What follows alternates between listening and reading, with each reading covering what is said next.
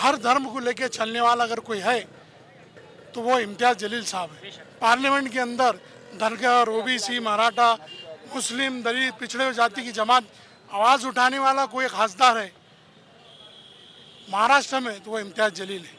होने वाले खासदार हमारे इम्तियाज जलील साहब, जिन्होंने दंगे के अंदर शाहगंज में दुकानें भी जली थी, तो उस समय भी उन्होंने हर किसी को एक इंसानियत के नाते, हर किसी के नाते सबको मदद करे थे। गरीबी को किसी का कुछ सोचे नहीं कि कौन से जात का और क्या है। तो हमको खासदार इसी तरह यही खासदार चाहिए कि जो संसद में भी बैठे, हर समाज के लिए बोले, हर समाज के लिए मुद्दा उठाए। बस ये चाहूँगा कि अल्लाह उनको कामयाब करे और वापिस से तीसरी बार भी वही है मेरे भाई। अल्लाह मुबारक करे। इंशाअल्लाह।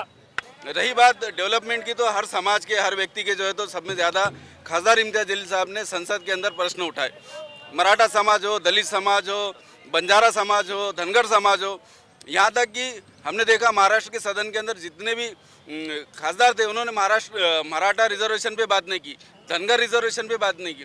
बात अगर कोई करता है तो खासदार इम्तियाज जलील है। इसी बुनियाद के ऊपर हर समाज ने आज ये देखा है कि मजलिस इत्तेहादुल मुस्लिमीन सिर्फ एक मुस्लिम जमात नहीं है, ये तमाम तबकों को लेकर, तमाम जात बिरादरी को लेकर जो है तो यहाँ पर काम कर रही है महाराष्ट्र के अंदर। और खासदार इम्तियाज जलील साहब बड़ी बहुमत से यहाँ पर जीत के आने वाले हैं।